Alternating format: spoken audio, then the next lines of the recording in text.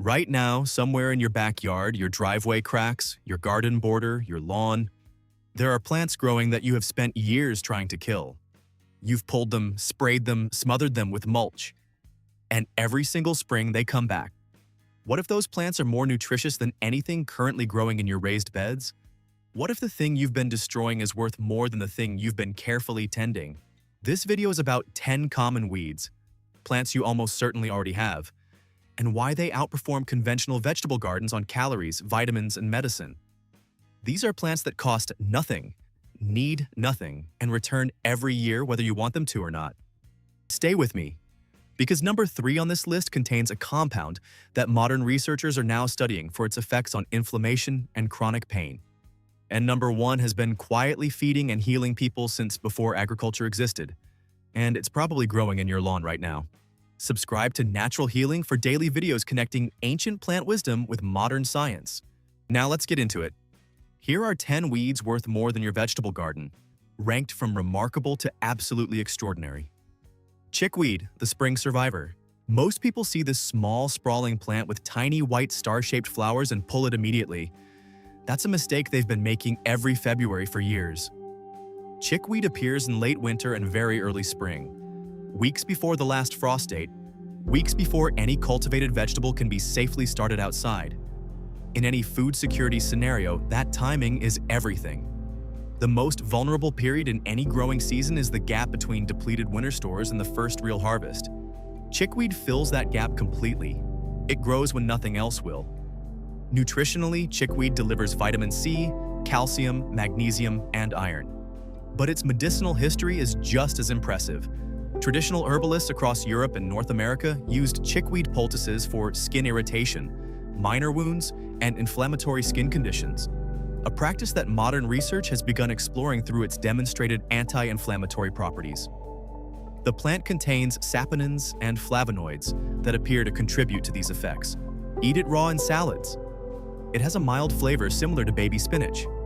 Use it as a cooked green. Apply it as a simple poultice to irritated skin. One plant produces 800 seeds, and those seeds remain viable in soil for up to 10 years. Once chickweed finds your garden, it is part of your garden permanently, providing free food and medicine every late winter for the rest of the time you grow anything on that land. Chickweed gives you early spring, but the next plant gives you something that's almost impossible to get from a conventional garden, and most people are throwing it in the compost heap every week.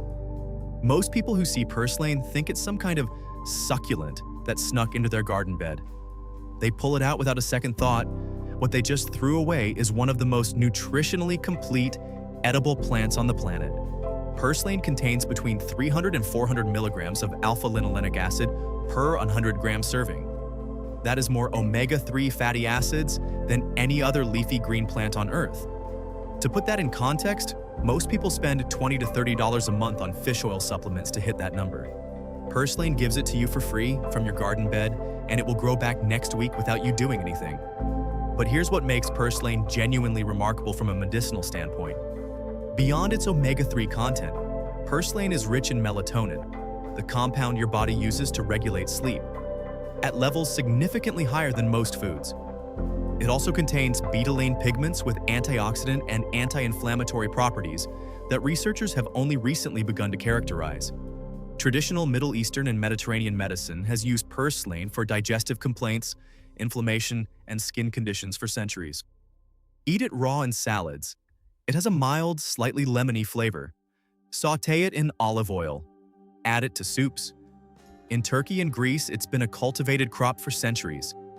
In your garden, it's currently getting thrown in the trash. It's a C4 photosynthesis plant, which means it thrives in drought, heat, and poor soil, the exact conditions that destroy everything else you're growing. Purslane is the supplement you're already growing and destroying. Now the next plant solves a completely different problem, the one gap that most gardens can never fill. You've seen it.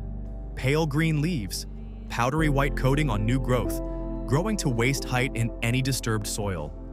It looks like it shouldn't be edible. It looks like a weed in the most boring sense of the word. It is one of the most important food plants in pre-agricultural North America.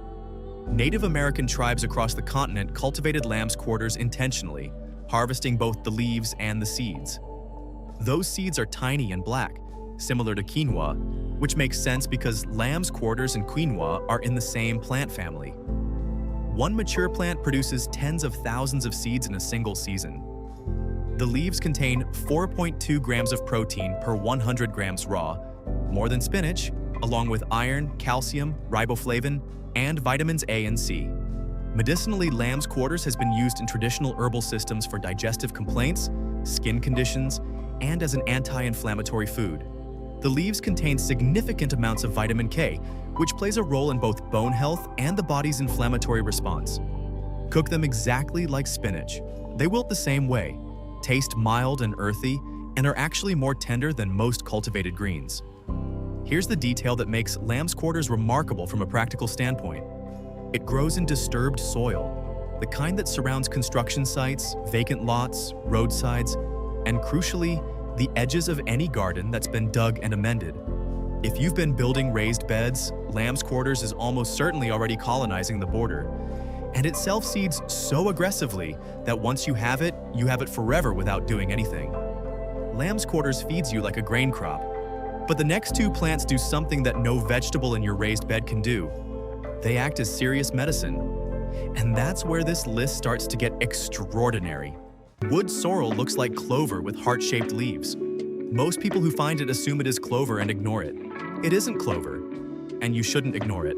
Wood sorrel gets its sour, citrusy flavor from oxalic acid, the same compound that makes rhubarb tart. And that flavor is your indicator that it's one of the better wild sources of vitamin C available. Vitamin C is one of the first deficiencies that appears in diets that shift towards stored grains and starches. It was the reason sailors died of scurvy on long voyages, not starvation, but the absence of fresh plant material. Wood sorrel has been filling that gap for foragers in traditional communities for thousands of years. Beyond vitamin C, wood sorrel contains flavonoids including isovitexin and vitexin that traditional herbalists have used for digestive support and mild fever reduction. Folk medicine across Europe documented wood sorrel preparations for liver support, digestive inflammation, and as a cooling agent for fever, uses that align with the anti-inflammatory properties now being investigated in its flavonoid compounds. Wood sorrel grows in partial shade, which makes it valuable in spaces where almost nothing else thrives. Under trees, along north-facing fence lines, in the shadowed edges of garden beds, wood sorrel fills the dead zones. Eat it raw. Add it to salads for brightness and acidity. Use it anywhere you'd use lemon. Children instinctively eat it because of the sour taste, which tells you something about how well it's adapted to be recognized as food. Wood sorrel works in the shade. Now let's go to a plant that works everywhere and produces one of the most valuable medicinal compounds growing freely in any temperate lawn. Before synthetic fertilizers existed, farmers planted red clover specifically to restore depleted fields. It was a deliberate, valuable crop. Then synthetic nitrogen made that unnecessary, and we started treating it as a weed. We demoted one of the most intelligent plants in the agricultural toolkit to something we mow into nothing every Saturday. Red clover is a nitrogen-fixing legume. Its root systems host bacteria that pull nitrogen directly from the atmosphere and deposit it into the soil. A dense stand of red clover in your lawn is actively improving the soil beneath it every single season, for free, without any input from you. That alone makes it more valuable than most things people deliberately plant. But the medicinal story is what makes red clover truly remarkable. The flowers contain isoflavones, compounds that have been studied extensively for their effects on hormonal balance, cardiovascular health, and bone density. Clinical research has explored red clover isoflavone supplementation for menopausal symptoms, with multiple studies showing meaningful results. Dried red clover flowers sell for $8 to $15 per ounce at herbal retailers. You can harvest them from your lawn for free. The young leaves are edible raw. The flowers, both fresh and dried, can be steeped as a tea, added to salads, or used in traditional herbal preparations. The seeds can be sprouted indoors in winter for fresh greens when nothing else is growing. Red clover keeps spreading, keeps fixing nitrogen, and keeps flowering without any intervention from you whatsoever. You know what all 6 of these plants have in common? None of them came with instructions. No label, no dosage, no preparation guide. Just the plant, and the knowledge of what to do with it. And that knowledge is exactly what most people are missing. I want to give you something. Not because I have to, but because if you're the kind of person who watches a video like this all the way through, you deserve more than just inspiration. You deserve something you can actually use. So I created a companion guide for everything we talk about on this channel. The kind of resource that sits next to you in the kitchen, in the garden, in the moments when you actually need it. Practical, clear, built for real life, covering preparation, safe usage, dosage, and the everyday application of medicinal plants at home. If you want it, it's in the first pinned comment below. No pressure at all. But if you're serious about this, I think you'll love it. All right, let's keep going. Because the next 5 plants are the ones that genuinely surprised me when I first started researching this list. Before the herbicide industry convinced an entire generation that a perfect lawn was the goal, dandelion was considered a valuable crop. European settlers brought it to North America deliberately. They planted it on purpose. Let that sit for a second. A plant that now gets Roundup sprayed on it every spring was once carefully transported across an ocean as a food source. 100 grams of dandelion greens, a handful, contains 558% of your daily recommended vitamin K. It has more beta-carotene than a carrot, more calcium per calorie than a glass of milk, and every single part of the plant is edible. The leaves in early spring before they get bitter, the flowers raw or battered and fried, the root roasted and ground as a coffee substitute, or dried as a liver-supporting herbal remedy that sells for $12 a bag at health food stores. The medicinal profile of dandelion root is where the real story lives. Traditional herbal medicine across European, Chinese, and Native American traditions used dandelion root as a liver and digestive tonic. Modern research has explored dandelion extract for its potential diuretic effects, liver support, and anti-inflammatory properties. The root contains inulin, a prebiotic fiber that feeds beneficial gut bacteria, along with bitter compounds called taraxacine and taraxacerin that stimulate digestive function and bile production. Spinach requires prepared soil, regular watering, protection from bolting, and replanting every season. Dandelion requires nothing. It breaks through compacted soil, it survives frost. It produces from April through October and comes back every year from a taproot that goes 18 inches deep. You cannot kill it without chemicals, which is exactly the point. Dandelion is the most nutritious weed most people have ever destroyed. Now, the next plant does something even more specific. It produces a compound that researchers have been studying intensively for its effects on the immune system. Number 4, elderflower and elderberry, the medicine cabinet plant. Sambucus nigra grows as a large shrub or small tree and appears along roadsides, fence lines, forest edges, and disturbed land across most of North America and Europe. Most people drive past it every day without knowing what it is. Both the flowers and the berries have been used medicinally across European, Native American, and Ayurvedic traditions for centuries. The flowers, harvested in early summer, have documented antiviral and anti-inflammatory properties. They've been used traditionally for fever, respiratory infections, and sinus congestion in teas and tinctures that are still sold in health stores today. The berries are where modern research has focused most attention. Multiple clinical studies have explored elderberry extract for immune support during respiratory infections, with results showing potential reductions in duration and severity of symptoms. The berries contain anthocyanins, the same class of antioxidants found in blueberries, along with quercetin and other flavonoids that appear to contribute to their immune-modulating effects. Elderberry syrup sells for $30 to $40 per bottle. The plant that produces it grows wild for free in disturbed land near you.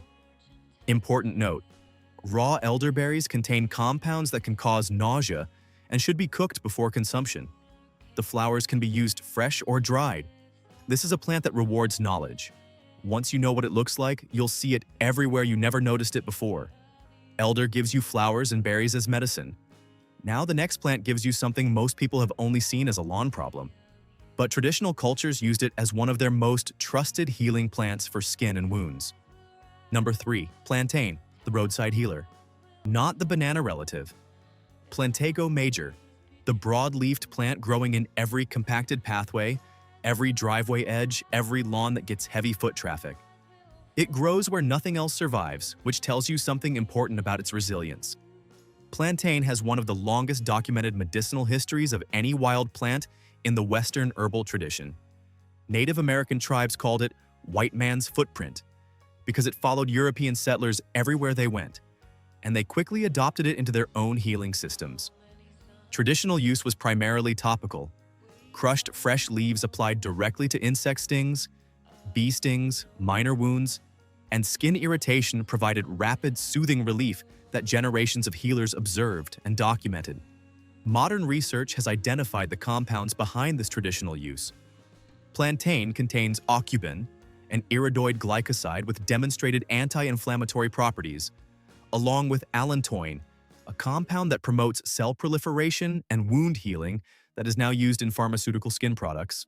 Mucilage compounds in the leaves soothe irritated mucous membranes, which explains its traditional use as a tea for sore throats, coughs, and mild respiratory complaints. The leaves also contain significant amounts of vitamin K and calcium. The simplest medicinal use requires nothing but the plant itself.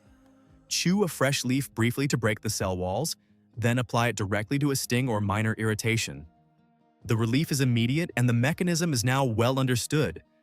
This is one of the most validated traditional plant uses in all of herbal medicine. And it's growing in the cracks of your driveway right now.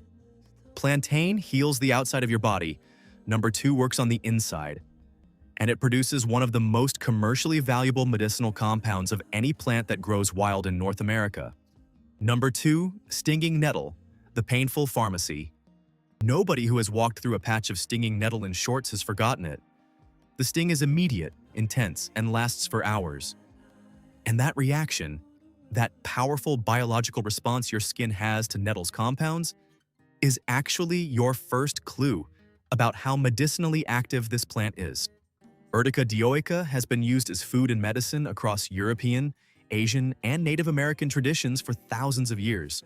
As food, once blanched or cooked to neutralize the sting, nettles are extraordinarily nutritious. They contain iron at levels comparable to red meat, significant calcium, magnesium, potassium, and vitamins A, C, and K. They were historically a critical early spring food source before cultivated crops were available. The medicinal applications are extensive and increasingly well-researched. Nettle root extract has been studied in multiple clinical trials for benign prostatic hyperplasia, enlarged prostate, with results showing meaningful symptom improvement. Nettle leaf has been explored for allergic rhinitis, with research suggesting it may inhibit the inflammatory pathways involved in seasonal allergy symptoms. The plant also contains lectins and polysaccharides that appear to modulate immune function.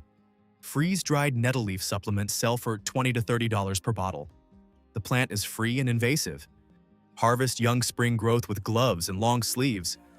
Blanch for 2 minutes to neutralize the sting completely, after which nettles taste remarkably like spinach with a deeper, earthier flavor. Use them in soups, sauté them in butter, make nettle tea from dried leaves. Once established in a moist, shaded area, nettles return every year and spread aggressively. Most gardeners fight them. The ones who know what they have harvest them. Nettle is the weed that stings you into paying attention. And now we arrive at number 1, the plant that does everything. Food, medicine, soil support, zero cost, zero input. The one that's been here longer than agriculture itself. Number 1, Yarrow, the ancient healer. Achillea millefolium. The genus name tells you everything. Named after Achilles, who according to Greek legend used it to treat the wounds of his soldiers on the battlefield. Archaeological evidence of yarrow use goes back over 60,000 years, found in a Neanderthal burial site in Iraq, alongside other medicinal plants.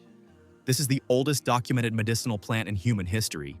Yarrow grows in lawns, meadows, roadsides, and disturbed ground across the entire temperate world. It has feathery, finely divided leaves and flat-topped clusters of tiny white or pink flowers. Once you learn to recognize it, you will see it everywhere.